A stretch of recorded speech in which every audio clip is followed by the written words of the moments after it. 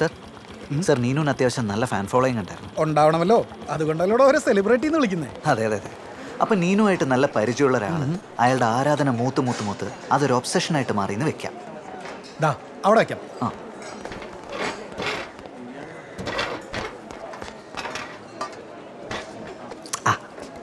ഈ ഒബ്സഷൻ കാരണം അയാൾ നീനുമായിട്ട് കൂടുതൽ അടുപ്പത്തിലാവാൻ ശ്രമിച്ചു. അപ്പോൾ അവൾ അയാളെ ഇഗ്നോർ ചെയ്ത് തുടങ്ങി. അപ്പോൾ അയാൾ ആകെ ഇൻസൾട്ടഡായി. ഇതൊരു സോളിഡ് മോട്ടീവ് അല്ലേ? ഇത് മയനൈസ് അല്ലേ? ആ പൊളിച്ചോ. ആ എടോ, അങ്ങനെ ഒരാൾ ഉണ്ടാവണ്ടേ? അങ്ങനെ ഒരാളുണ്ട് സർ. ആഹാ, ഒഴിച്ചോ. ആ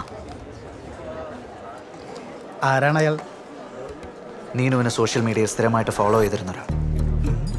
നീനുവിൻ്റെ റൂംമേറ്റിൻ്റെ മൊഴി പ്രകാരം നീനുമായിട്ട് ഫോണിലും നേരിട്ടും നിരന്തരമായി സംസാരിച്ചുകൊണ്ടിരുന്ന ആൾ. കൃത്യം നടന്ന ദിവസം അതേ സമയം അതേ ടവർ ലൊക്കേഷനിൽ 10 മിനിറ്റോളം ചെലവഴിച്ചിട്ടുള്ള ഒരാൾ. നീനുവിൻ്റെ വീട്ടിൽ പത്രമിടുന്ന Hari. Poly, good taste and good choice too. Thank you. വീടും പരിസരവും കൃത്യമായിട്ട് അറിയുന്ന വ്യക്തി. യെസ്.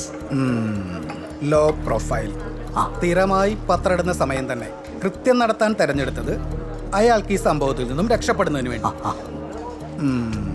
കൊള്ളാം. ഒന്നും നോക്കണ്ട, പൊക്കിക്കോ. ഓക്കെ. അല്ല, ഇതൊക്കെ എൻ്റെ ഊഹാപോഹങ്ങളാന്ന് വിചാരിക്കുമോ? സോളിഡ് ആയിട്ടുള്ള എവിഡൻസ് ഉണ്ട്. അപ്പോൾ എടോ, ഫിംഗർ പ്രിന്റും റൂംമേറ്റിന്റെ മൊഴിയൊക്കെ നമ്മുടെ കയ്യിലിരിക്കല്ലേ? ഇയാള് പോയി പൊക്കടോ. ചെല്ലേ. എന്താ മന്തി വേണ? ഏയ് വേണ്ട. എന്നാ ഇയാൾ ചെല്ലടോ. ഉച്ചയ്ക്ക് ശേഷം സ്വർണ്ണക്കടത്ത് കേസിന്റെ ട്രയൽ ഉള്ളതാ. മനുഷ്യന് മൊത്തം നിന്ന് വേർക്കാനുള്ളതാ. ഓക്കെ, ചെല്ല്. Sir sir. ചുമ്മാ മനുഷ്യനെ മനക്കെടുത്താൻ.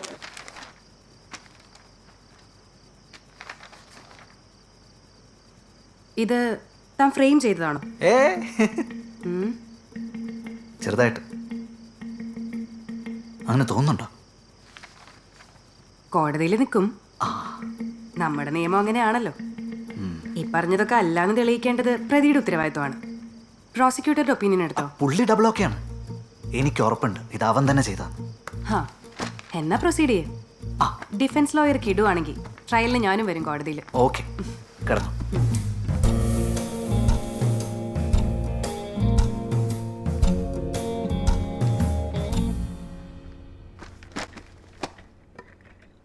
ഇതൊക്കെ തൻ്റെ വേറെ ഊഹമാണോടോ, അതോ ആ ജിപ്സം പൗഡർ കേസ് പോലെ ആവോ?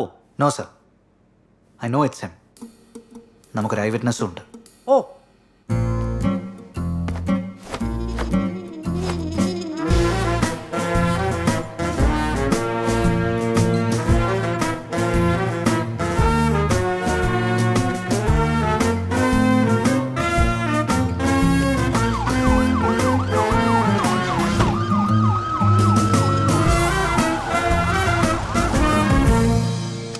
ഒരു സരസ്വതി പൂജ.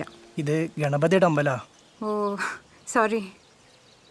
ഈ പരീക്ഷയിൽ ജയിക്കാൻ ഇവിടെ ഏത് പൂജയെന്ന് വെച്ചാൽ? പരീക്ഷയ്ക്ക് ജയിക്കാനൊക്കെ പരീക്ഷയിൽ ജയിക്കാനേ നന്നായി പഠിച്ചാൽ മതി. ഇപ്പൊ വന്ന സ്ഥിതിക്ക് ഒരു വിഘ്നേശ്വര പൂജ ചെയ്തോ, വിഘ്നങ്ങളൊക്കെ മാറിക്കിട്ടും. ശരി. പേരും നാളും പറഞ്ഞോളൂ.